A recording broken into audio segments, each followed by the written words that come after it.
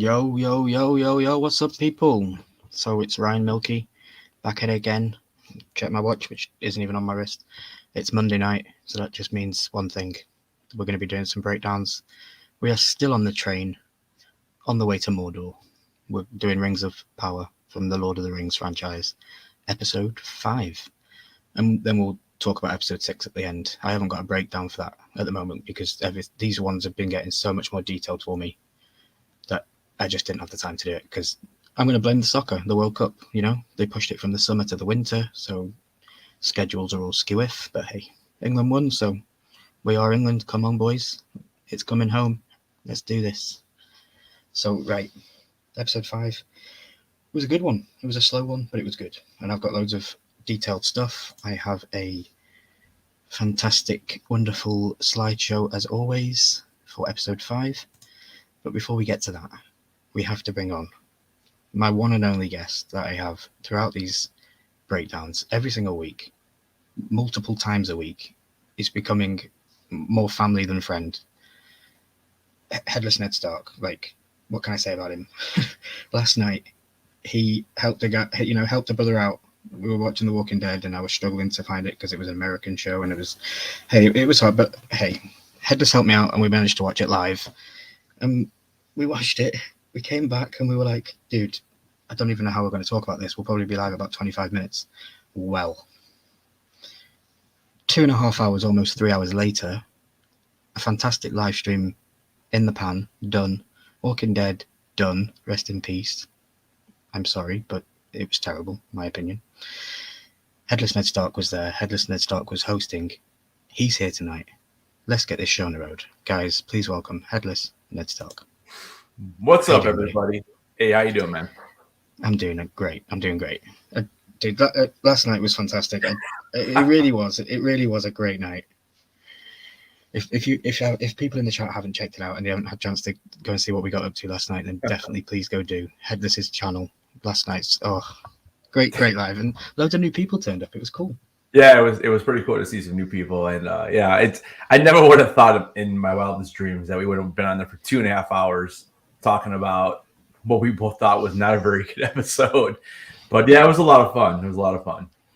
Yeah, and I think it's probably opened my eyes up to a little bit more of a content of stuff that I can do. Like, I've been looking at stuff today thinking, I wonder if I could do, like, when does The Walking Dead drop off for me? And the stuff, videos like that, you know? Yeah, I know, so right? It's definitely cool. I might jump into it. Let's see who's in the chat, shall we? So we've got Ian, Gambits. Hey, buddy. We got Baby Ice. Hey, Baby Ice. We got Killer. See, Killer. Beanie hats. I told you. I like beanie hats. Johnny Funko. I was hanging out with Johnny Funko earlier. I don't know. You think you saw us, didn't you? You came into the chat. Yeah, I came in. Very briefly between episodes. Yeah. Yeah, we were watching me, Johnny Funko, Simon, Baby Ice, Mr. Awesome, Arcade. We were all just hanging out while they were opening Dragon Ball Z cards. I was eating my Chinese. I was just hanging out watching them.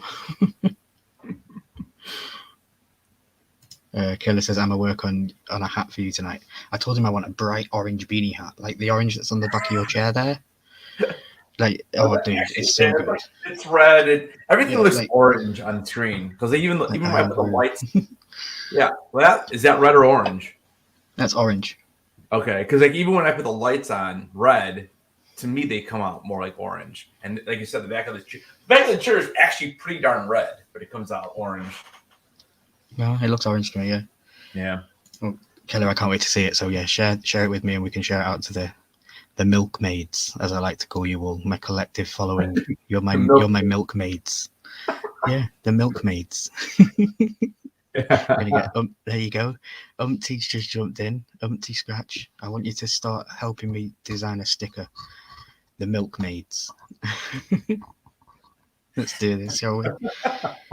Oh, and the last but not least, who's just jumped in, Christina Payne. Thank you very much. Hashtag thanks for being here. Let's do this, shall we? So, episode 5, dude. Rings of Power. A slow one.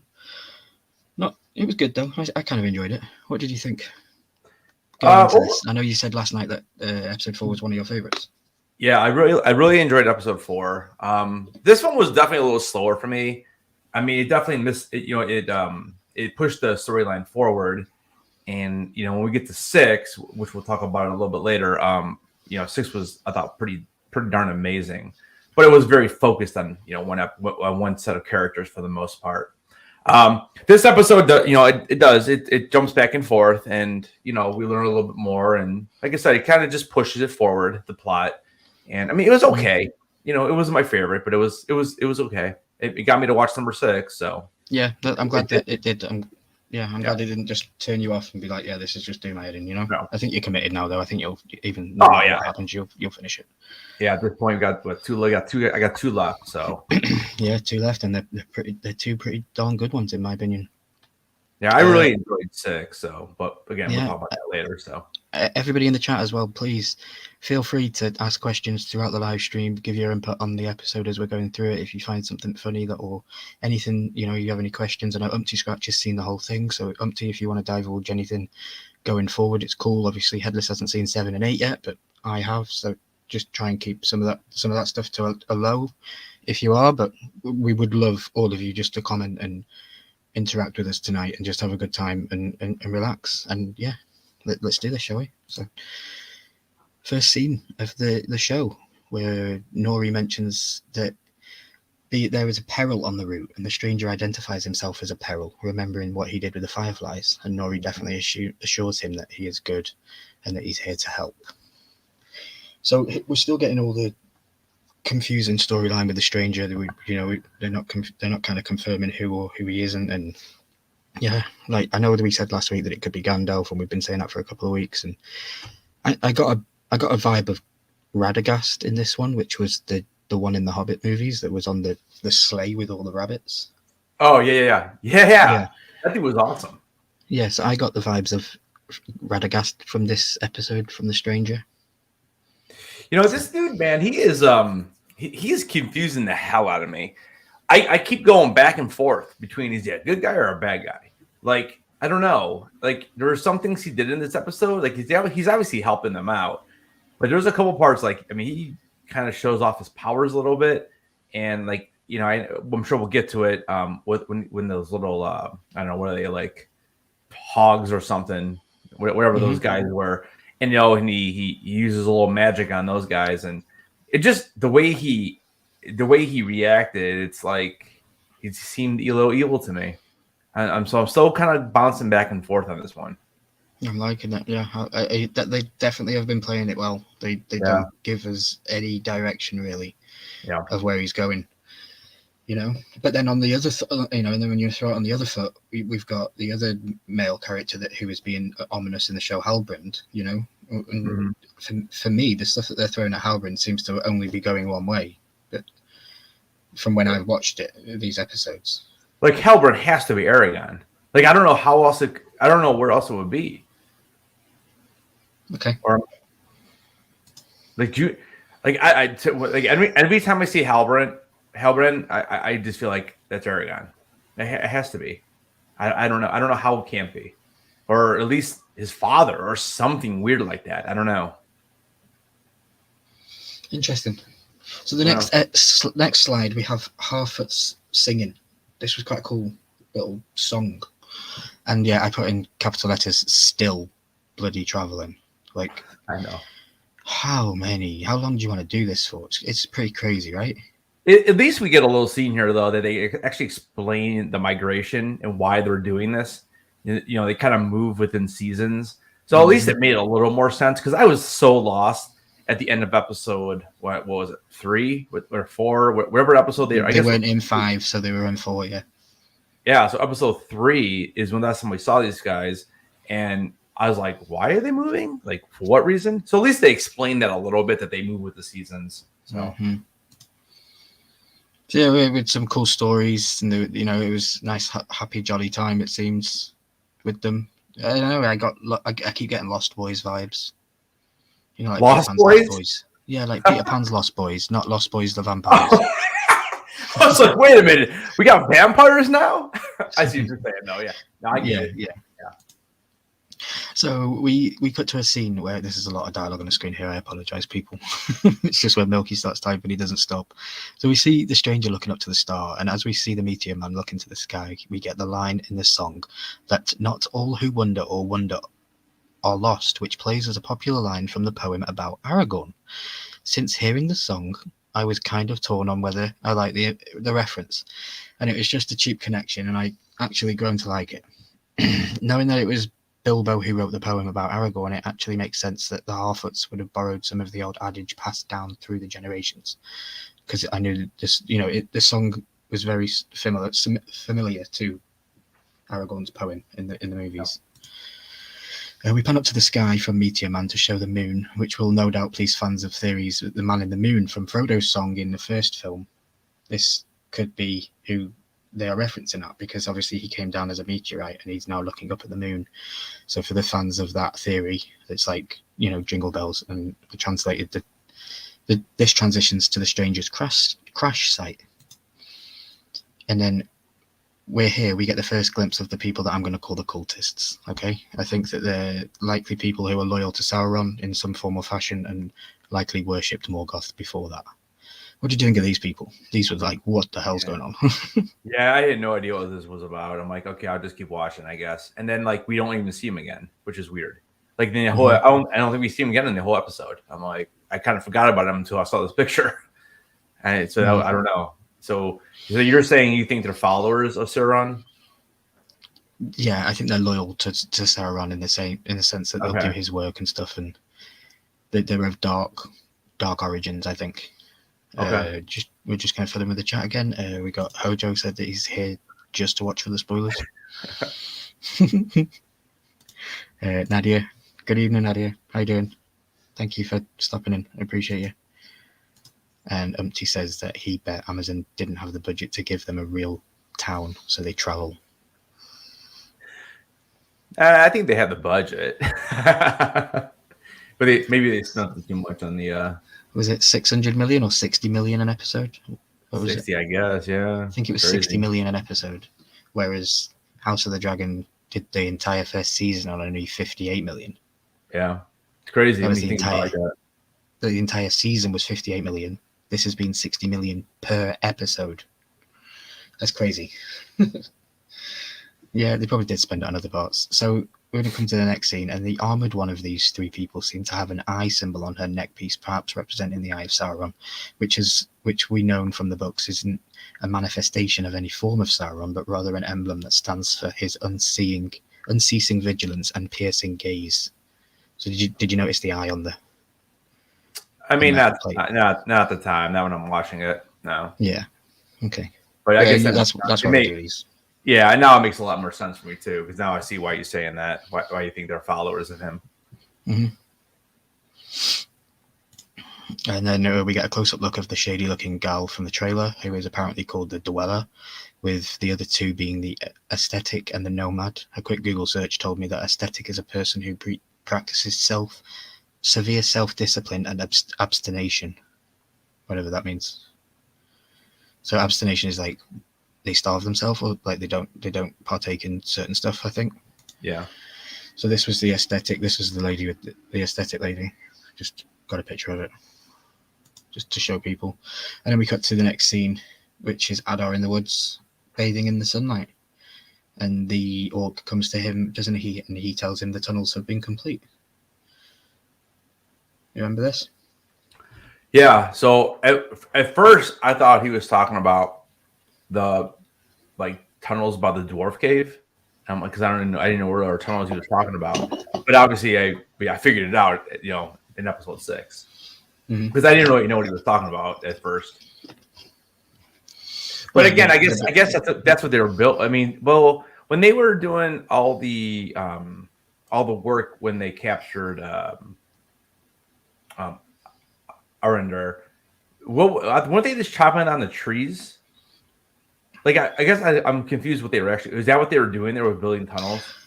Yeah, they were building tunnels so they could get around. Oh, okay. But without going on ground level where the sun was. Yeah, okay, it makes sense, yeah. Abstination from makeup, said Opti. Why were they cutting down the trees then? Because they're in their way. If that's okay, because that one was like when the trees help shade the sun. But so you're just saying like they had to cut down the trees because of the roots. You got very good. You got a very, very good point. Like they should have kept the tree, and then they could build a roundabout around it. Yeah. And then you have the whole tree open, and you could have some outside air, and the orcs might need fresh air. Go get some blankets. Put them up in the leaves. So we cut to Bronwyn, and she's attempting to rally her people with a rousing speech, and only half of her people abandon her immediately afterwards. Yeah. I was like, oof. What do you think of Bronwyn? So I like her, but I do have a question. So who made her like a ruler? Like I felt like in the first episode, I didn't get that vibe that she was like the person who everyone listened. She's the one who everyone listened to. Like, yeah, I don't know. I generally don't know either. I got the same vibe. Like all of a sudden, she's like the one that is like the leader. It's weird. I don't know. It's because she's friendly with the elf. I guess, but he's the one that's killing everybody. He's the one that's helping them survive a little bit. But yeah, it's a bit strange. Like there doesn't seem to be any leader in it. I suppose that's why we get what we get with the old man, trying to say, well, you guys follow me instead. Don't listen to this woman who doesn't know anything. She doesn't know what she's doing. Yeah, because after the first two episodes, I didn't think that was like her role at all. And then all of a sudden, I'm like, oh, okay. So but I do like her as a character, though. I think she's one of the better characters. Yeah, again, though, we just haven't seen her enough yet. I don't think. I mean, this is episode 5, and she's still kind of on the back burner a little bit. I think compared to some of the other characters that we've been watching. Definitely, yeah. She doesn't seem to be a main character, but she definitely seems to be a pivotal one, especially with Arendel's storyline. Because even like episode 4, when we broke it down yesterday, I feel like she was barely even in the episode. Yeah, no, she wasn't really in it. So Umti's saying that she was actually created. She was created for the show too. Oh, okay. I mean, I have no idea. Yeah, I didn't know that. So it's funny that she's made for the show, and so was Arendelle. Yeah. So this whole storyline is created. Yeah, created, I guess. I don't know. I'll have to look more into that, Umti. Thank you for letting us know. She was created for the series, so no one knows much about her. No, okay. It wasn't Disa? Wasn't she created for the show as well? Disa? Disa, yeah. Is that Durin's wife? Yeah. Wasn't she created for the show too? I believe so. Yeah. So that's like at least 3.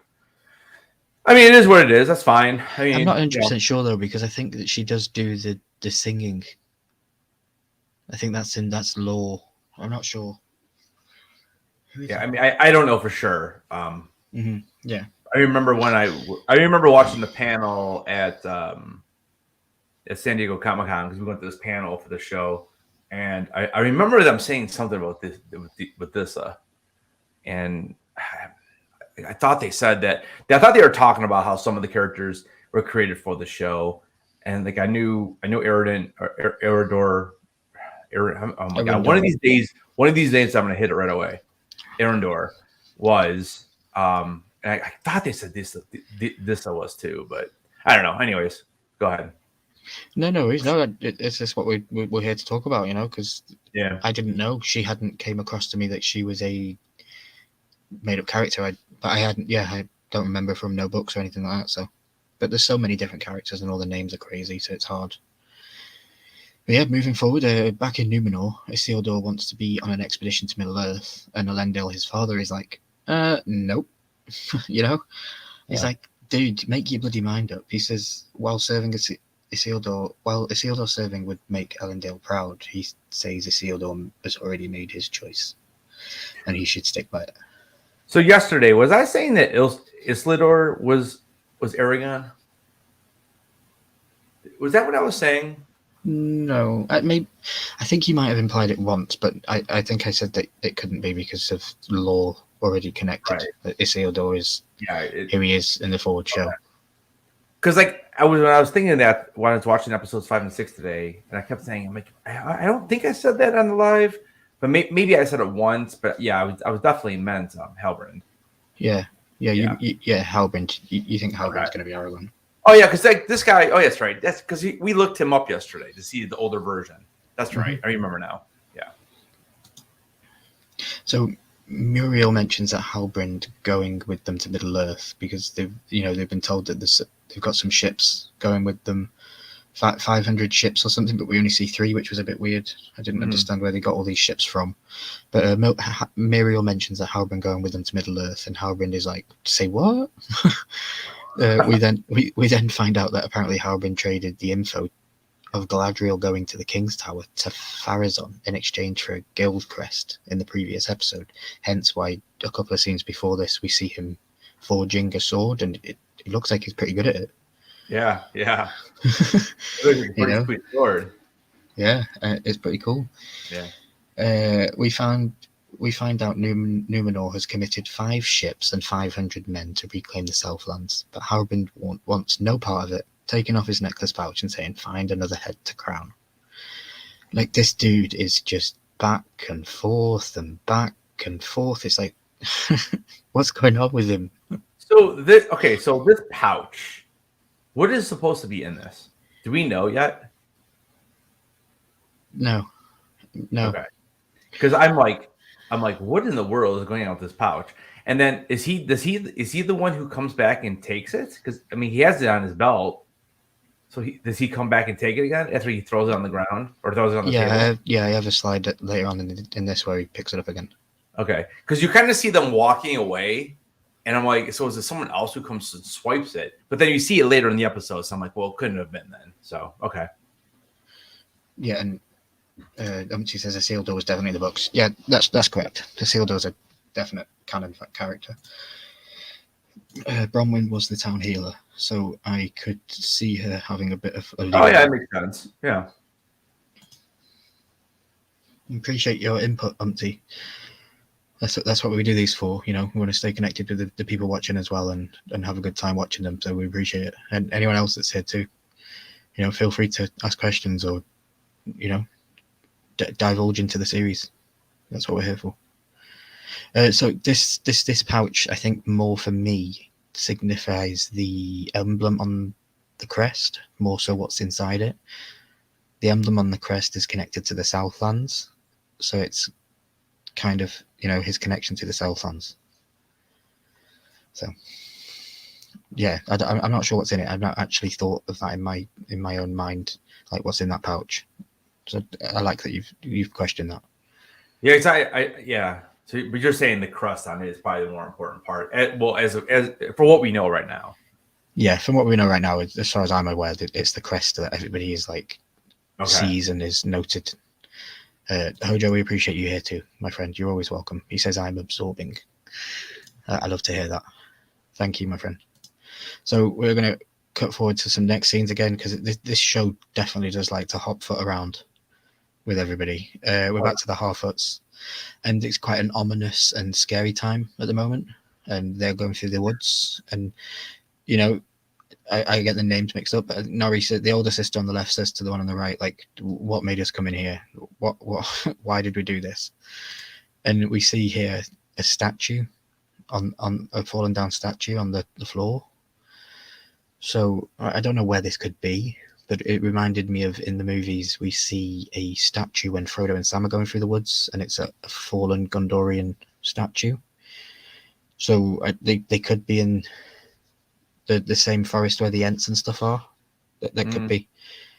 It could be, just because of why did they put the statue in this scene? Like, why did they do that? Are they just still trying to throw all these connection dots to the old shows and try and please rewatchers and stuff? So I don't know. It was definitely something that was interesting. Do you have any thoughts on these scenes? Yeah, I mean, I didn't even realize that it's kind of cool though. But I mean, it can't be the same statue. I mean, 5,000 years later, it's still there. Yeah, no, I don't think. I guess it could be if it's super heavy. I don't think it's the same statue, but I just think it represents that's what. It's it's probably a little Easter egg. Statues. Yeah, like an Easter egg. There's a little Easter egg. Yeah, that's cool. So now we are going to come on to quite a pivotal part in the show. Now, we've been thinking that Halbrand could be Sauron. We'd been thinking he could be Aragorn. We'd been thinking he could be many other people. But I think we've just confirmed who Sauron is in this next scene. Are you ready for this? And just when you thought the Harfoots couldn't be more cutthroat, turns out Myra here wants Sadok to take the wheels off the Brandyfoot cart and leave them for dead.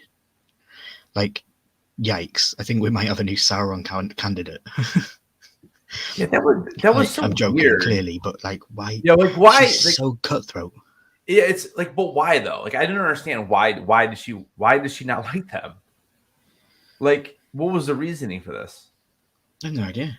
I just think she's cutthroat, and I think it's they're slowing them down, maybe. But I mean, again, but the whole point of the caravan, or the migration, whatever, is it's kind of like almost like survival of the fittest. Like, if you can't make it, you can't make it. Like, no one's coming back to help you. Like, it's just weird. Like, I don't know what her beef with them is. I unless I missed something in the first 4 episodes, because I thought this was really strange. I didn't think she spoke much in the first 4 episodes. I know, that's what I'm saying. Like, it's just out of nowhere. So clearly the Sauron candidate's a joke. I'm just messing around, but like, It would be awesome. Zoom in on her That'd face, be- like Yeah, look at it, man. She's like, evil eyes. seriously. Crazy. Then we get some more of these dogs, which this time weren't as animated as last time. Don't know if these are the same things as what we saw last week I didn't or think yesterday. I didn't think they were the same. I thought these guys looked more like a boar rather than like more of a evil dog or whatever, or evil like like a dog. So, do you think that this boar looked better, or the one that Viserys killed in the woods? You said Viserys? The one that Viserys went and killed in the woods in House of the Dragon. There was a boar there too, remember? Or was it a stag? Oh gosh, I don't even know now. Remember, he goes out and he's drunk and he stabs it with the spear, and then Rhaenyra finds the white. Oh yeah. So I don't. I still think that stag looked better than this, and this is £60 million an episode. Yeah, the stag though did look a little CGI to me. More than this? Yeah, I think so. I mean, that stag really looks CGI to me. That was like the one thing with House of the Dragon CGI I thought was like probably one of the worst parts was that stag. And it maybe because it was just so white and like shiny almost, What about the one that Viserys kills? I don't remember, to be honest with you. I don't remember. You're just talking about the stag, you mean? The brown, not the white one then, the brown one. Yeah, the brown one. The brownish one, yeah. He's drunk. I would have to put them back. I would have to put them side by side. I don't know. Maybe that's a future video. Yeah. I mean, I could Not probably just on the CGI, but we could do like top 5 CGI from House of the Dragon and Rings of Power. Yeah. Yeah, that's an option. I'll let you keep going. I'm gonna try to find a picture of the stag. Cool. So yeah, we come to another scene, and these boar things that we've seen seem to be attacking the Harfoots, and the stranger here is what Headless was speaking about earlier. He seems to use some sort of magic A B L2 L2 up dash down slam like video game move, and he does like a slam on the floor and kind of like knocks them flying and stuff and uses his powers. Pretty weird, right? And then look at his hand here in this photograph. It's kind of corrupt and like I don't know. What do you get from the stranger? Like for me, he comes across as an entity that is struggling to be in physical form, and he's just now learning the powers within him, I think. Yeah, I mean that makes like a lot of sense. There's something going on. I mean, because like it's like she's teaching him how to like talk, which is like I mentioned a couple episodes ago. Like it's almost like he's like a little baby, And I don't know. I'm very torn on this character right now because I don't know if it's like he's good or bad. Like it's hard for me right now to figure this out. Mm-hmm. Definitely. So then here we go. I was dreading getting to this part of this show. So as you can all see, we have Galadriel back in Numenor, and I don't know about you, Headless, but have you noticed this kind of scene happen a lot throughout movies and television? they do these fight scenes, right? Where if just so happens to be an accident that they lop off Galadriel's head, what was the point in all of this stuff? You know, I don't understand having such strong reasons to be alive, to continue the mission that you're on, to then go and train with these people at full pelt. Yeah. What if they did kill her? Are they going to be like, oh, are we going to sail off across the sea, or are we just off the hook now? Yeah, I know, and and again, it happens in every movie, every TV show. Yeah. They just, I don't like it. I don't like it. It is very odd. Yeah, I agree with you. It is weird because, like you said, I mean, it takes one little mistake and she's dead, or she's injured and out of commission, and then what are you doing? But like, look at you're a Star Wars fan, yeah? Look, yeah. Let's break it down into that kind of sense of stuff. Jedi's, for example, they don't use lightsabers all the time. They use them as a last case scenario. Yeah. You wouldn't see a Jedi doing this, like training and like pushing really hard to try and kill them. Yeah, I mean, they do actually in the series Kenobi. We see like a little flashback scene of Anakin and Obi-Wan. I think, and then they're using the real sabers to like spar. But are they training to actually hit and kill? I mean, they're pretty strong at it. I mean, I mean, who knows if can a Jedi stop their kill like their kill strike or whatever you want to call it before it actually occurs. I don't know. We've never seen that, but welcome in, Kenneth Bird. Thanks for being here, buddy. I appreciate you. Always here, always supporting. And Hojo's in the chat making sure that you're feeling welcome and warm. So it's good to have people here. Welcoming people in the chat. If we get side quest, and then here I have a really cool shot which I actually did save on my VC as Born for Future. I like the composite of how it's blurred for her face, and you can see how detailed the cut of the vest is. But yeah, she upgrades the knight who manages to do it. For me, he came across like a Numenorian The Rock. He was like the Rock version of Numenor. He looks like Dwayne The Rock Johnson. It's crazy. So then we now get a shot of Farazan, and I just want to say a couple of things on him. I continue to really enjoy the scenes we have with Farazan. He seems like a really cunning man and clearly wields great influence. Farazan reminds me of a likable Otto Hightower. Dude, that you just hit the nail on the head. That's what he reminds me of. He reminds me of Otto, but he's likable. Because I don't like Otto. I like the actor, and I like the character as far as what he's doing, but I don't like I don't like him in the show. Yeah. Like I'm not a fan. But he reminds me of Otto. But I like when he's on the scene. I like when he's in the show. Or Yeah, no, I completely get you. He reveals that the reason he's going along with his cousin Muriel's plan is because if they help reclaim the Southlands, their new king will owe them, meaning that they could, in return, get ores, forests, trades, and tribute. Now, I'm guessing in the way that they're telling this story, because as far as I was aware, they had all this stuff already in the storyline, so they already had access to ports and tributes and forests abroad, because Farazan had already took the great armies of Numenor overseas and made these connections on the borderlands. So maybe that's what we're going to get in season 2. Maybe we're going to see Faron's great pilgrimage across the sea with the great army, because I always assumed that the Numenorian army was grand and big and like nothing we'd never seen before, and it doesn't seem like that right now. It seems like they haven't even got men. They have to ask their own civilians if they were willing to volunteer to go with Galadriel. Like, it was a bit weird. So I don't know, definitely a cool thing. You want to share? We're on 26, so let me bring this down for a sec and we can share what you've got. If you just want to show I couldn't really find anything better than that. I mean, that looks bad, but that's not what I want about. Yeah, it's not. It's hard to actually find a really good picture of it, and that's the white one anyways. But yeah, it doesn't look good in the picture. Mm-hmm. But I don't know, whatever. I couldn't really find anything else. Yeah, no, I appreciate you even looking. But yeah, no, the white stag doesn't look that good in the show. I will give you that. Yeah. So then in the next scene, we see Muriel talking with her father, Tar Palantir, and when she reveals that she's going to Middle-earth, Palantir tells her not to because all that awaits her there is darkness.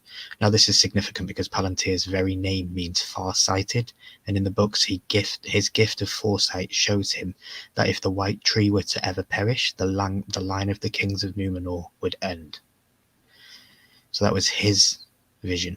When the tree dies, so does Numenor's kingship, line. I love this kind of stuff, I love deep lore, and sometimes I'll rewind an episode and listen to what was said again, just because the first time I didn't quite get it. Mm. I don't know if you do that, or do you just let things go? No, I definitely rewind stuff.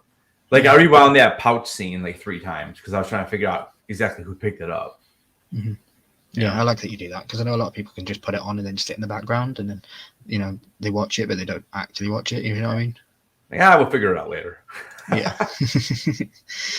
So here we have another scene with the stranger and Nori, and obviously this is after the battle with the boars. We'll call it the battle with the boars just to make it like Game of Thronesified. He puts his hand in the water and you can see it freezes. I didn't understand this. Like, why did he put his hand in the water? Is it because he had the marking or whatever on there, and he's trying to rinse it off? Or I guess that's what he was doing, but I don't know. Maybe it was burning, and he felt like maybe the water might have soothed it. I don't know if it did look like it was sore though. Yeah, because they did show that, and then she. Well, you probably have a picture of it, but she grabs his hand. I don't know if I do have a picture of it. No, I don't. Well, yeah, she grabs his hand there, and then she starts becoming frozen. Yeah, so her hand starts becoming frozen, and I'm thinking, they're going to start singing "Let It Go, Let It Go." I thought, oh my god, this is going to be a musical episode. Thankfully, it wasn't that. But yeah, she gets scared by the stranger, and she runs off and hides and under her cloak, and her arm looks like it's about to shatter any minute. And then he realizes that he's done wrong, I think, and we get a really cool shot of him. And he looks worried, but all the trees behind him are bending and swirling. And I thought, oh, this looks sick. Like, I love the visual details. Yeah. But yeah, crazy scenes. But again, no real closer to finding out who he is, No, because again, there's another scene that I thought he was leaning more toward the bad guy, Mm-hmm.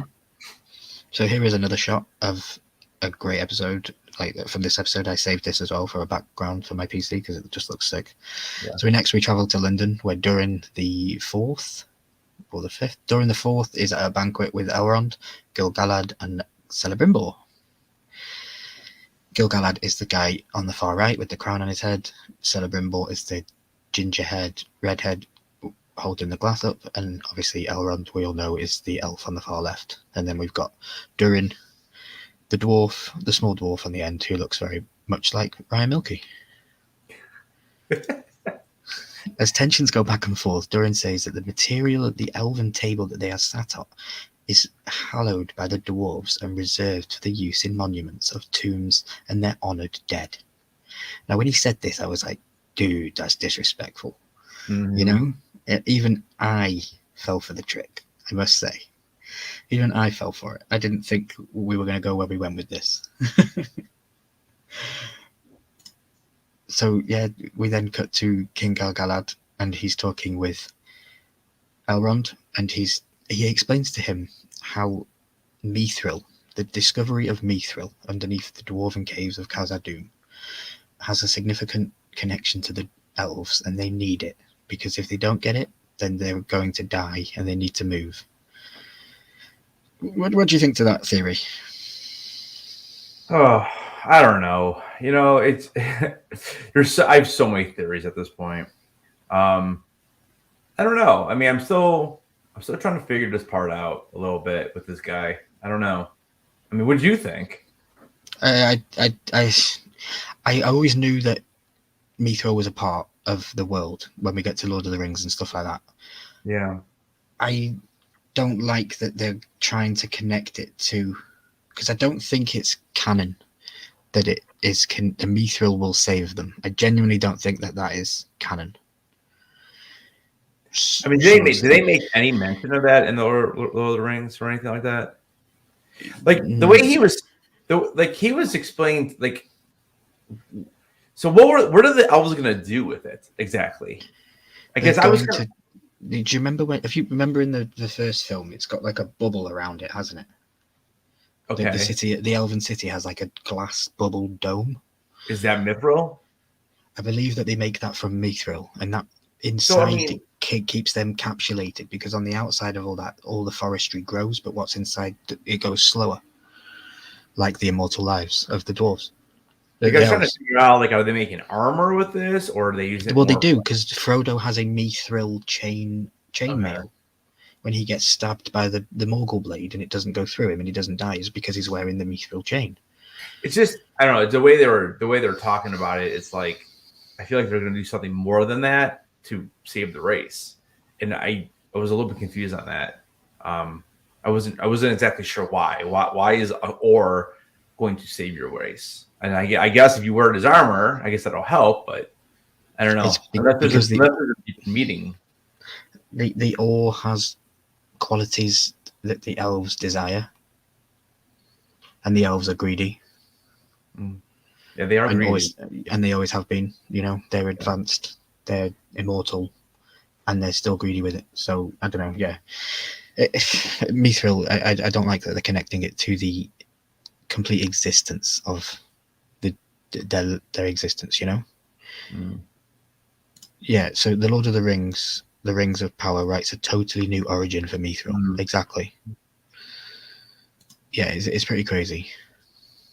But I like it. I like where it's going. I do like where it's going. Yeah, I mean, it's definitely different, for as far as the storyline. Because I mean, it's funny how that storyline is just like totally different from anything else we're watching. Yeah. So next we see why Gil-galad is so keen on mithril. He takes Elrond to the sacred tree, which he says is decaying, though it looks like some black War of the Worlds type gunk is growing on it. Like, I don't think it's decaying. I just think something's overtaking it. You know. That's my opinion. No, I think you're right. Yeah, and then the next scene we have Elrond looking to the stars, as if to what I take from this is he's looking to his father. And I say that because the exact next scene we get is the statue of Elrond's father looking to the stars in Numenor. So that's why I got that scene, the foreshadowing scene. I love that kind of things where they don't have to say anything, but just showing two shots of son looking to the stars, father looking to the stars as a statue because he's clearly dead. But he, his father took the last light of Numenor. He became the light of Numenor, which is pretty cool. So Camine sneaks on board when we're in Numenor. He sneaks on board the boat to go all pyro and finds Isildur already stowed away on the boat. They have a struggle and they start a boat fire. There's a fire on the boat because he's like, what are you doing here? And he's like, I'm hiding, because he obviously wants to help with Galadriel on the mission, doesn't he? His dad's told him no, but he's going to be a stowaway anyway. What do you think to this? Do you think it was obvious? Obviously he was going to do that? Or? Oh, he was obviously trying to just sneak aboard, Now this kid who's trying to burn the boat down. Did we ever who was it? Keeman. Oh, that's the son. So why is he doing it? I guess I was confused on this. Why is he trying to burn it down? Because he is on what's his name? Faraday's side. The dude. Yeah. And he's his son, isn't it? And he's more faithful than Muriel is to the cause of not having elves around. It's just weird that, okay. I mean, I just thought it was weird that, his dad, so he's going against his dad here, basically. What I took from it was that he was doing his dad's secret work. Oh, you think his dad? So you think he's really? You think so? Yeah. I think his dad is. We don't see much more, to be fair. So this is genuine skepticism from me, but I don't think his father has the same feelings towards the elves as we think he does. I think he's more observed towards the rights of Numenorean men and keeping them pure. And I don't know. We'll see going forward, I suppose. Hopefully season 2 will clear it up. But yeah, so there's a fire, and then Game of Thrones style. Yeah, that was pretty cool. Yeah, I just wanted to take this into the editing software and add a little bit of green tinge to the water, just so it looked like we had wildfire. Yeah, Because it was a cool explosion. yeah, that was But cool. a candle on a boat did that. I was like, okay, why would you put explosive on a boat? I don't know. Because that's a pretty big explosion for just having a little fire started. I mean, I don't know. I mean, what happens if a cannon or a cannonball comes in or something? I don't know. The whole boat's gonna blow up like that. I don't Crazy, know. right? Yeah. So back with Elrond and Celebrimbor reveals that they believe that by securing vast quantities of mithril that they can saturate every elf in the light of the Valar, which would be the elves' salvation. So they make this dome. I'm assuming that they're going to make this dome, and then every elf within the dome is going to be saturated by the light that comes from the mithril light bulb, basically. Okay. You know. Yeah. We have, again, guys. It's all choppy and back and forth this week. Galadriel comes to Halbrand, kind of like sucking up to him and trying to apologize, because Halbrand was like, earlier on in the episode, was like, pick a new king. So she kind of comes and sucks up to him and stuff. And I don't know, she's such like a flip flop to me. She flip flops here and flip flops there, and it's just I don't know where her loyalties lie anymore. Galadriel says that the mutiny against her and Elrond and Gil-galad exiling her were because that they could no longer distinguish her from the evil that she was fighting. She's all about doing what she wants to do, and she's trying to get whatever. I mean, she's all about her. I mean, she's at least right now that's what I get. I mean, she'll do whatever it takes to do what she wants to do, or whatever her mission wants to be, or whatever. Yeah, so, I think I'm just trying to connect her to the movies. But again, we know that she's in the movies later down the line, and we know that she's a different kind of person. So I don't know how she's gonna do the things that she's gonna supposedly do to become who she does. Pretty crazy. But yeah, so here she says that she was exiled because she could no longer distinguish this. They could no longer distinguish her from the evil that she was fighting.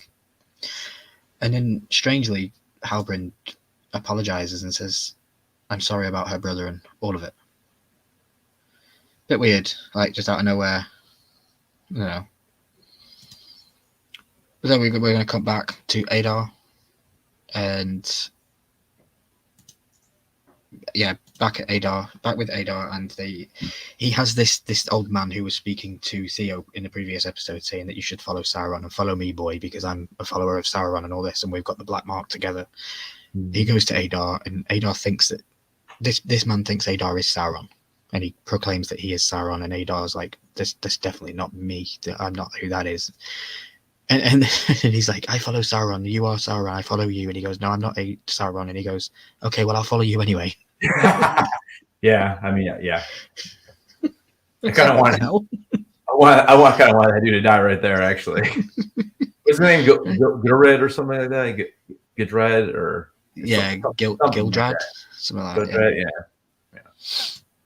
So back in Ostirith, and we see some respect develop between Arandor and Theo, and Arandor remains a great part of the show, in my opinion. I'm a fan of his character, and I think that we'll see some really cool elven action from him next episode. Theo reveals the shard to Arondir, and behind some vines, he reveals some sort of monument depicting the blade. Did anybody catch this? So This is cool, right? So when I first saw this, I thought it was like General Grievous from Star Wars. He does look like it. Like peeking out, like, what are you doing? Where's the 4 light service coming from? Yeah. Yeah, it just kind of looks like it. It was strange.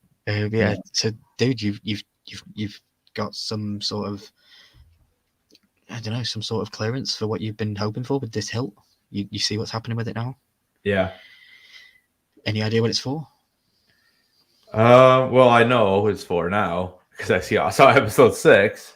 But here I figured it has something to do with, like, you could tell it's in the ground there, like I don't know if it's like a replica or like just a part of the tree or wood carving, but you can see the sword underneath the face. Mm-hmm. So I kind of figured that the sword probably should be going in somewhere like that. And did you, when you go back and watch it again, did you see the sword was going into a creature's stomach? Yes. There was like a creature underneath it. I thought that was pretty cool. Yeah. So yeah, we have him here. He hands it. They're talking about it, the hilt, and yeah, it's a pretty ominous thing that's going on. We cut again, so we're almost to the end of the episode, guys. We cut to Bronwyn and Arundel tells Bronwyn that they're probably going to be attacked in the next day or two. It's pretty close. I love this shot. It reminds me of one of the shots from the movie where they look out and you can see all the orcs are out in the fields waiting. I love it. I love these kind of wide shots. It's a great shot. It is a great shot. And these are obviously filmed in New Zealand, and I can confirm with everybody listening and watching today that they have confirmed that they will be filming more in New Zealand for season 2. So, you know, that's great because that's where Peter Jackson took the original series and had a lot of filming over there. And that's why the films stand today, the test of time, because New Zealand will always be majestic and beautiful, especially for movie scenes. So here we see a tower, which is going to have a big key factor in episode 6. I just thought I'd point that out and tease everybody with this tower, because Bronwyn basically says to Arundel, look, we might as well just turn to the dark side, you know, because they're just going to kill us if we don't. Like a completely 180 spin turn from like beginning of the episode trying to rally the whole troops together, and then now she's like, oh, let's just turn to the dark side. And then she mentioned something about the tower, and then it's like a light bulb just goes off in her head, isn't it? And she's like, oh, tower. And, you know. Yeah, Neverclose 6, that scene's awesome with that tower. Yeah, and look how obvious it is to climb it. Like Bran Stark could be right up on top of that, right? That's right. Bran Stark could be at the top. And then we see the next scene is the orcs marching for battle, marching for the people at the tower. And the chant that they are saying, I can't remember the name of what the pronunciation of what they were saying, but they were saying death, death, death, death. That's what they were saying. They do love their chanting. They do. Hojo says that I still need to watch the Hobbit movies, lol. Love the episode roundups, gentlemen. Appreciate that, I appreciate you. Thank you, buddy. The Hobbits they're okay. They're just Smaug is lame. I'm a Dragon fan and Smaug is rubbish. Just my opinion. So here we go. We have a picture of myself and Headless Ned Stark in a future episode. Maybe a cosplay for a Comic-Con one day. How cool would that be? Like, there you go, guys. If you want to see that, put a 1 in the chat. If you want to see Headless dressed as Elrond and myself dressed as Durin with the beard, but my beard will be real, guys. Oh, that's funny. How cool would that be if we turn up to Comic-Con like that? And yeah, this gave me a good buzz because he tells him like the joke about the table. He's like, yeah, I made that up. My wife just wants a new table. Yeah. I love these two in this show. They're two of the best characters. That's for sure. Yeah, they keep the show going for me. They keep the comical stuff going, and I love it. And it does remind me of Gimli and Legolas. That's right. That better happen when Milky comes to the USA. I can make that happen. Yeah, I'm sure you wouldn't mind going as Elrond, would you? You've only got to put pointy ears on. You know, pointy ears and a robe, and you're fine. I've got to dress like that. Roll my hair out a little bit, I guess. Yeah, I just wake up like that in the morning usually. Here we go. Look at this beautiful boy. You guys can see where my inspiration's coming from, right? Like I could look like Durin one day. So let's get back to some seriousness. We're just coming up to nearly an hour on the live, guys. I appreciate everybody being here tonight and supporting and hanging out in the chat. Please don't forget to hit that like button, subscribe to myself, subscribe to Headless, and stay connected to both of us for future content and future breakdowns of multiple shows and franchises. Slide 49 of the show. You can tell that I've said that a couple of times in my head. Halbrand picks up the pouch that you asked about earlier. Yeah. Picks it back up, and he must be, he's probably thinking, okay, let's go claim what's rightfully mine in the Southlands. I think that's pretty much what I got from that. Yeah. And we get the scene of the procession of guards, all these volunteers that are going with Galadriel, these 500 men on 5 boats or 3 boats, I think it was. I don't know. Very stark difference to when we see the knights getting ready at Gondor in the movies. Yeah. And they're all running through the city. I know it reminds me of Game of Thrones every time I see these kind of shots. I don't know about you. Oh yeah, but yeah. I'm in my head, I'm going shame. or I'm just looking for Joffrey in the middle there somewhere. I think it doesn't poop on him. Yeah, definitely. Okay, talking topic, dude. What do you think to the Numenorian armor that has been gifted to Galadriel? What do you think of it? I kind of like it. I like the, I like how it's white actually, and actually like even like the dude next to her, like in episode 6 we see all of them with the armor. I actually like the armor, and then I mean maybe they do that on purpose so when they get bloody and they look dirty, it looks pretty cool with the black blood from the orcs on there, and I like it. You don't like it? No, not Galadriel's. No. No, like $60 million an episode, and for me, the armor of the Numenorian group was very underwhelming. I was expecting it to be pretty much amazing. Huh. For me, it looks weak. For me, it looks weak. The metal and it just looks weak from looking at it, like the fish scales type thing. Let me skip forward too because I think I have it. There we go. It looks like it looks weak if I was to stab him in his pectoral area. It looks like it's weak. Yeah. I mean, all armor in shows are usually typically weak, though. It doesn't even matter. They all wear armor and they all end up dying anyways. Right. Yeah, I get that, but still. I just thought, I guess I thought it was different. And, and you could tell that they could move in it a little bit. Like, it wasn't, like, super tight and, like, looking like robots. Yeah, and that's cool because they're men of the sea, and they have to be able to move around the boat and be able to do these kind of things. So it makes sense in that sense, but I don't know. It just didn't look right. It was okay. Yeah. On the other hand, Halbrin's outfit. This is obviously you can see I put the screenshot from when we were getting the teasers for the show. Yeah. This is a direct correlation. He makes the sword in this episode with the hilt on it. And he's wearing the he's wearing the outfit. Do they show that hilt? They don't show the hilt. No, they just show the. I'm gonna say because I don't remember that. Yeah, they just show the maester with the sword. That little gold part on the I think like the first third of the sword. I thought that was pretty cool, but I like that hilt too now that I'm actually getting able to see it. Yeah, so I take it as a seahorse. Yeah, that's pretty cool. So Halbrin for me is a fantastic character. The man who plays him, I don't know his name, but he's a brilliant actor. Yeah. He is able to emote to me emotion without speaking. His facial expressions are fantastic. Like keep with this dude. Let's go with it. I love him. I think he's a great guy.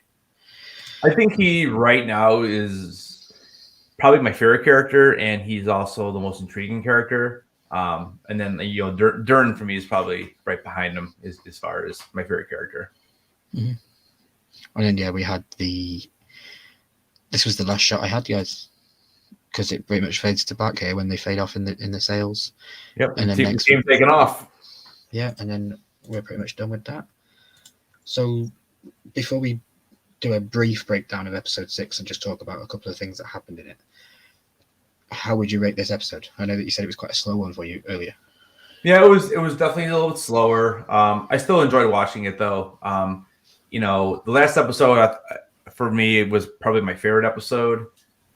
This one was probably like middle of the road. So I mean, I'd probably give it like a 7.5, 7, somewhere in that range. Mm-hmm. For me so far through 5 episodes, I wouldn't give any of them a 9. I think episode 4, and I'm trying to think now. I think it was episode 3 were probably my favorite 2 episodes.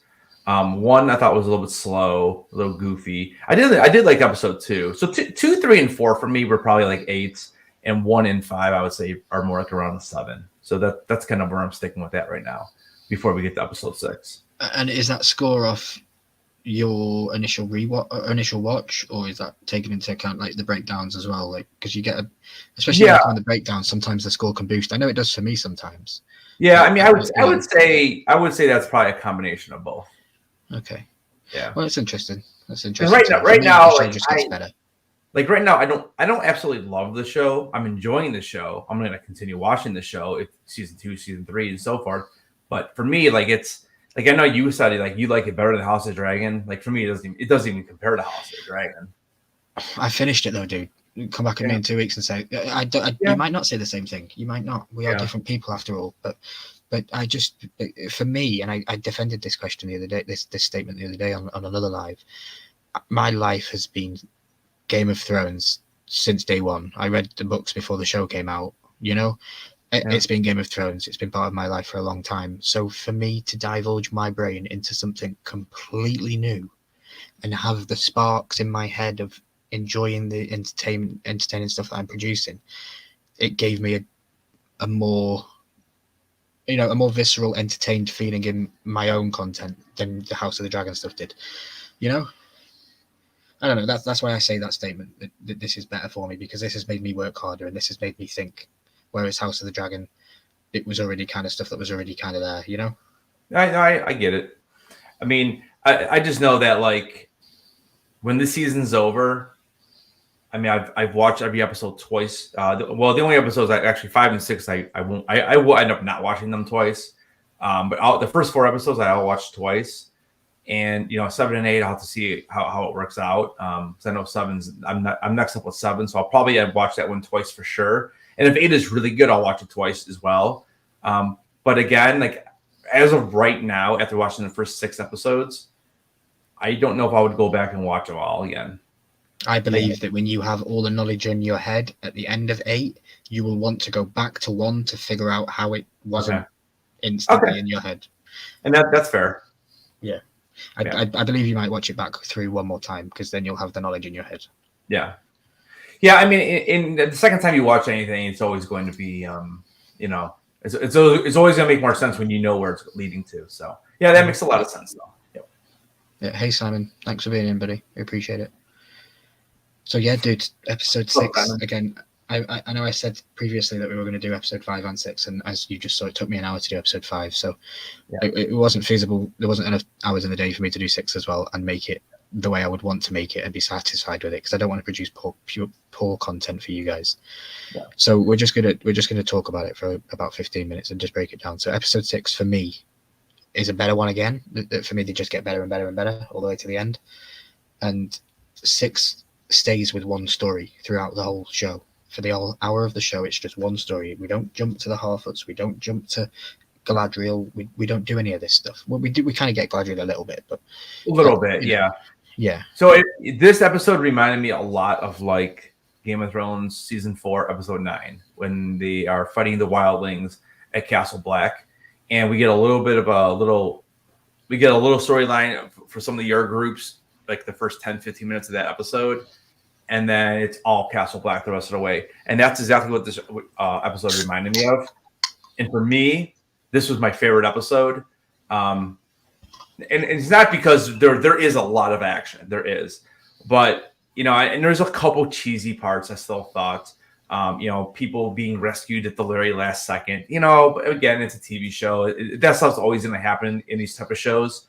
I mean, maybe it's already happened maybe 1 or 2 times, too many times already in the series for me. But I really liked. I liked the. It was like the good guys are winning, then the bad guys are winning, and then the good guys are winning, and then the bad guys kind of have like the last laugh, and that's really what I like, that back and forth. And it slows down a little bit and then picks back up, and they think they're victorious and they're having like their little dinner and stuff, and then all of a sudden all chaos lets loose again. So I really like that episode because of that. I mean, we can obviously talk a little bit more detailed about this, but that's why I like this episode the best.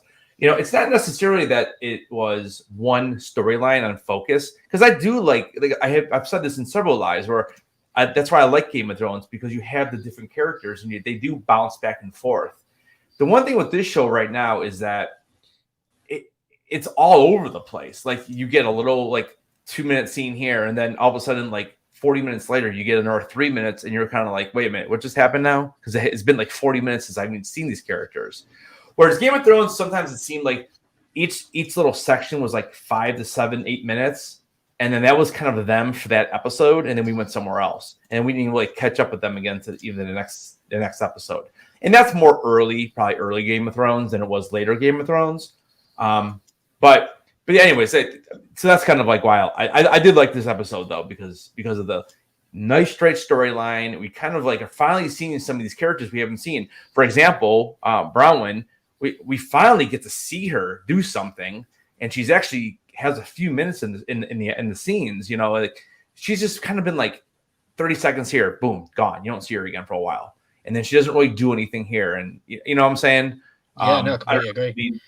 Yeah, I completely agree. We've got all this lore from all these characters in this show that we already. Like, if you're a book reader and know of these things, and you know of the stories of Elrond, you know of the stories of Durin, you as a company, Amazon, have decided to give us a character like Bronwyn and Arondir, and you only are giving us, as Headless has just said, you are only giving us a little bit of a scene here and a little bit of a scene there.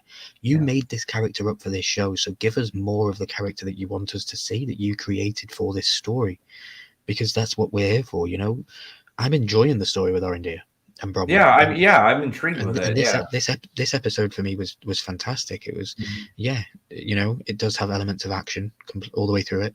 I love how they drawn out, or should I say drawn in, because we see a lot of people being stabbed in the stomach in this episode, and I just love that kind of stuff. You know, it's gore. You know, the Game of Thrones fan in me is applauding that kind of stuff.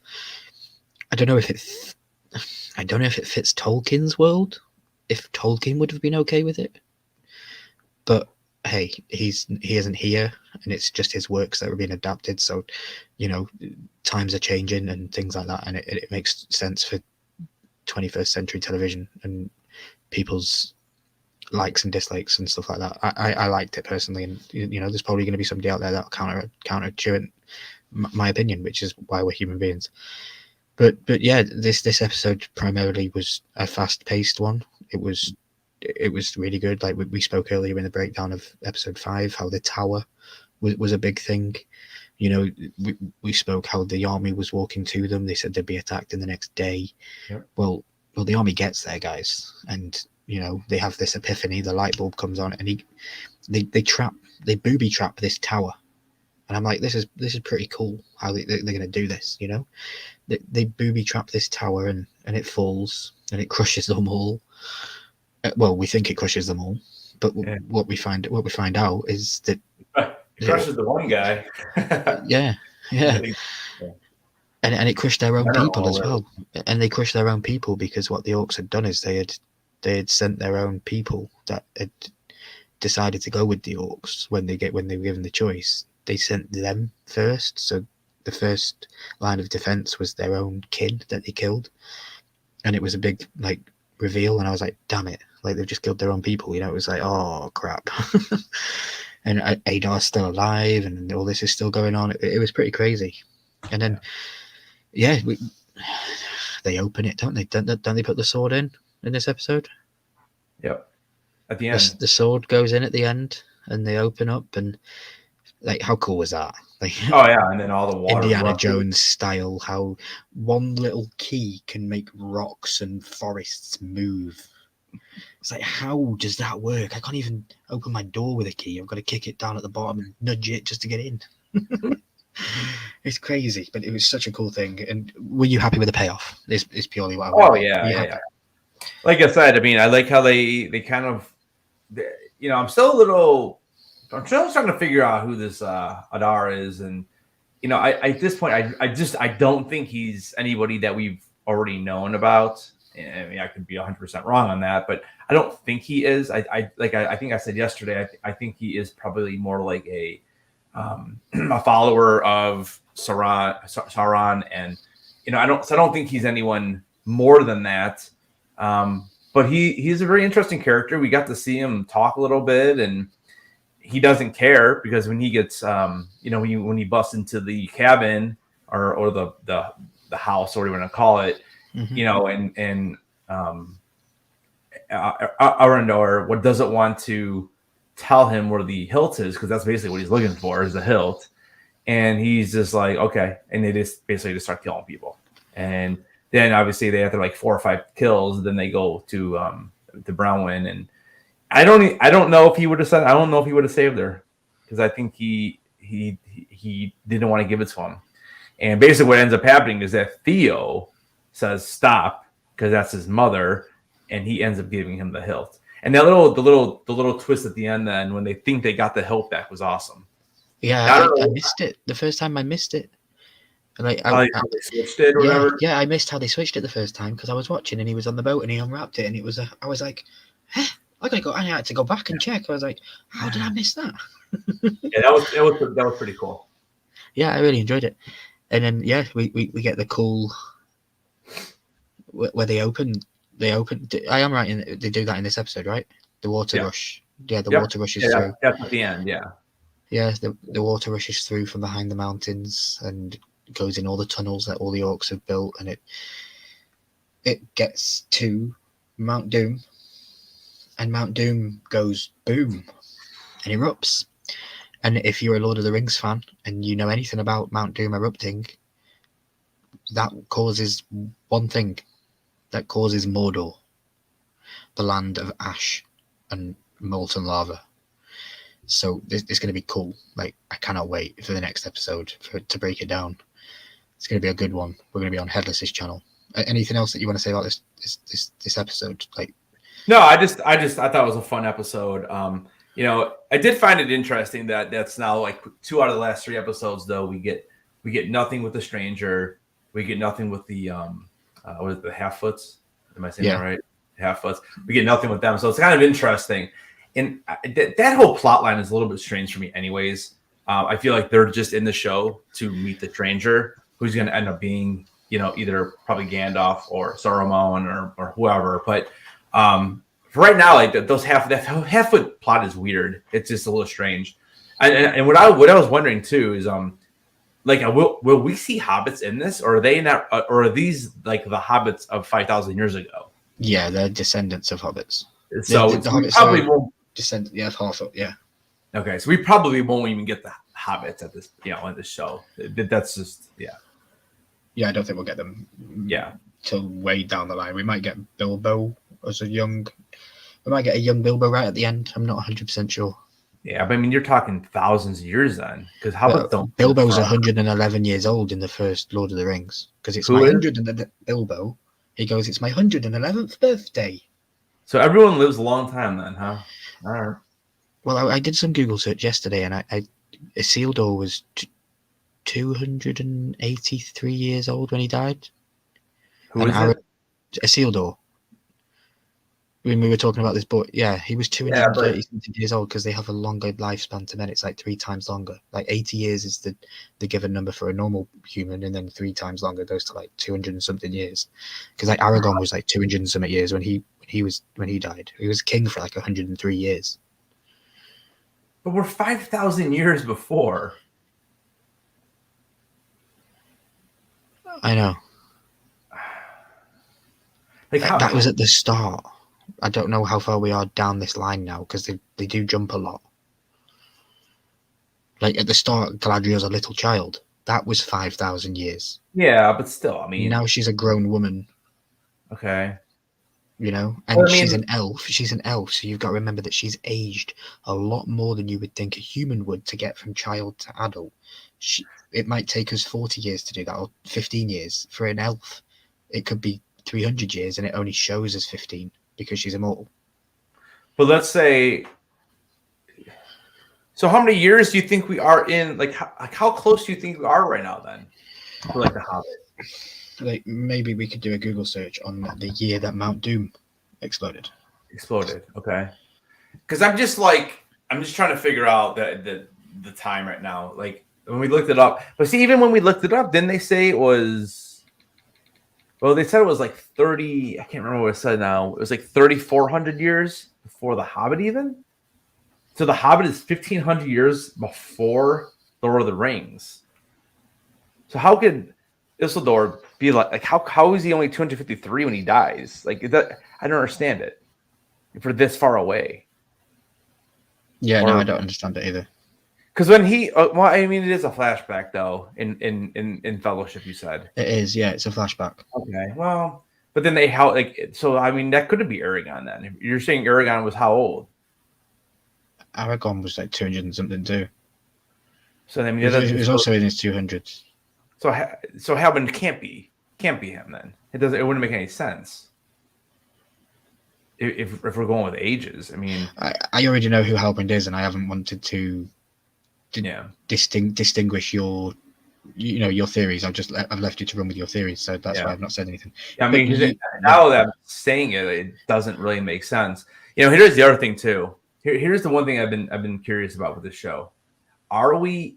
But see, we can't be now because we just saw what happened in episode 6 because Galadriel comes and they save them. Because I've been thinking maybe are we in like some type of like different timelines? I mean, obviously, I just literally Googled what year is Lord of the Rings set, and I get the answer. The Ring of Power is set during the Middle Earth's Second Age. This epoch spans nearly 3,500 years, with many of the series' events taking place around the middle of this period, circa 1,500 to 1,700. So circa 1,500 to 1,700 CA. So they're saying that most of the events in this first series are only taking place within the 200-year span of 1,500 to 1,701. And that's still like 3,000 years before with the stuff we know. So SA 1701. So remember, what year does Mount Doom erupt?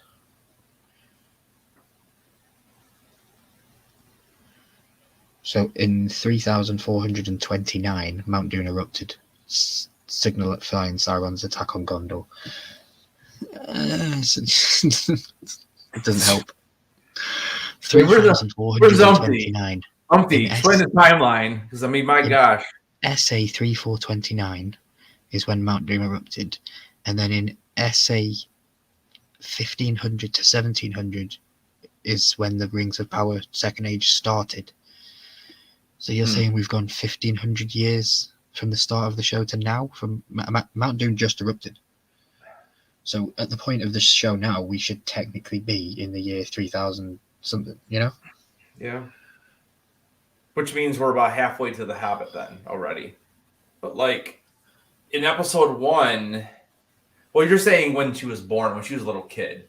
So that's that is a ton of years then. So we're talking like thousands, over 1,000 years for her to grow up to be in her what, late 20s, I guess. And you think human. So it's like it's well over 1,000 years. It has to be. Mm-hmm. I'm not sure if MT's still here. Hopefully he can check back on the rewind and give us some clarification on it, or maybe we can get him up on the show and he can talk about it. Because one thing I struggle with is the timeline. Yeah, I think what I'm really thinking, like I'm probably gonna end up finishing these episodes. If not tomorrow, probably a good chance I'll finish those Wednesday. And I think the other thing I'm gonna dive deep after I know. I don't want to get any spoilers by doing this now, but I'm gonna dive deep in this timeline. Maybe I'll try and make a video with it. We just literally read that one from Google, buddy. We're trying to figure out how most of this series takes place between circa 1,500 and 1,701. But then if you also Google search when does Mount Doom erupt, which happened in this episode 6, it says it's at circa SA 3,470 something. 3429 or something. So by Google's logic, from the start of this show to episode 6, we've gone 1,500 years. Is that correct? Like it just doesn't seem. I mean, like I said, I think from the time that Galadriel is older, I don't think that much time has passed. I mean, it's not like we're getting. I don't feel like we're getting time jumps. Not much. Like I feel like every episode is basically just a continuation of the previous episode. Like I don't see where any of this is just way in the like. I don't see time jumps at all, except for when she was a little girl, and until she became an adult. That's like the time jump. So unless they're really saying that that's like 1,500 years, it's the only way it really makes sense. I don't know. Neither do I. I'm gonna have to dive deep, but I don't want to do it until I finish the season because I don't want any spoilers or anything. But I'm gonna try to dive into this a little bit more. Yeah, you've got I'm really curious. 2 hours left to watch, and then you can deep dive. Yeah, that's what I'm saying. I'll probably finish these on Wednesday, and then I can maybe I can look into it this weekend a little bit or something, and get something out next week after we finish up all our reviews. But yeah, I mean, like I said, this episode was awesome, and I wanted to start watching episode 7, but I didn't want to rush it either because I knew we were going live. So, but yeah, this was Cool, a dude. good one. Well, I appreciate you being here. Thank you for hanging out and breaking it down. Thank you to everybody that's been in the chat. So we're just going to quickly name off everybody that's been here. So Umpty, Simon, Hojo, Kenneth Bird, Headless Ned Stark, Nadia, Christina Payne, Killer, Johnny Funko, Baby Ice, and Ian. Thank you very much, everybody that took part in tonight's episode and hung out with us. You can catch me tomorrow on The Horseman at 8 Central, 9 Eastern. I think that's right. 8 Central, 9 Eastern. We'll be with The Horseman. You know, it's always fun hanging out. I have no idea what the topic is, and I think Jeremy is hosting, so that should be fun. You'll also be able to catch me again next week on Headless Ned Stark's channel on Sunday, where we'll be breaking down episode 7. But I'm gonna let him tell us what he's got coming up this week, because I don't want to tell you what I'm doing on his channel and then ask him what he's got coming up and he tells you the same thing. So Headless, what have you got coming up on your channel, buddy? I just dropped a video today on my review. Oh, yes, you did. Yes, you did. Let me get the link. I'm going to drop the link in the chat, guys, for a new video that I want you all to go check out after this live stream. So I reviewed the Mando She-Ra figure. It's a pretty funny video, actually. I mean, I was editing it. I was laughing at myself because it's so like depressing.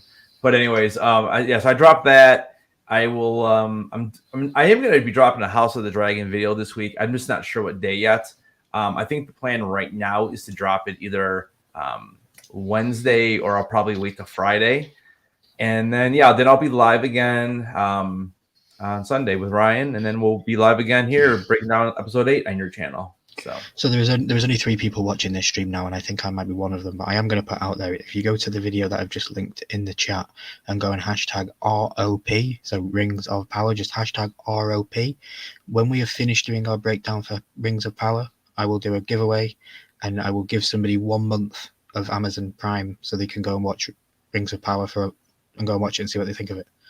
Okay, so I'll give away somebody. I'll give somebody a 1 month subscription to Amazon Prime. You're just going to go to that link, which is Headless's video for the She-Ra video for today. Go watch it, like, comment, make sure that you're subscribed, and make sure that you put hashtag ROP.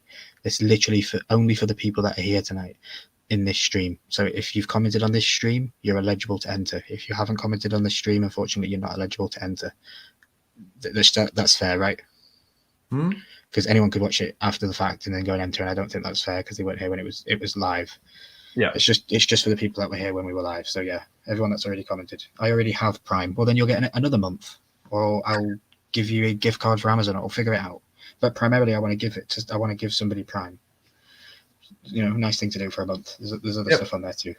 But yeah, guys, my name's been Ryan. I've been with my fantastic guest over there, Headless Ned Stark. Right. There's usually that way over there. There's usually 2 things that we say. So I say, don't forget to stay milky, and he says, don't forget, keep those heads on. Yeah, guys, thank you very much. And as always, we will be here next week breaking it down. But I do have a little clip for you, so here you go.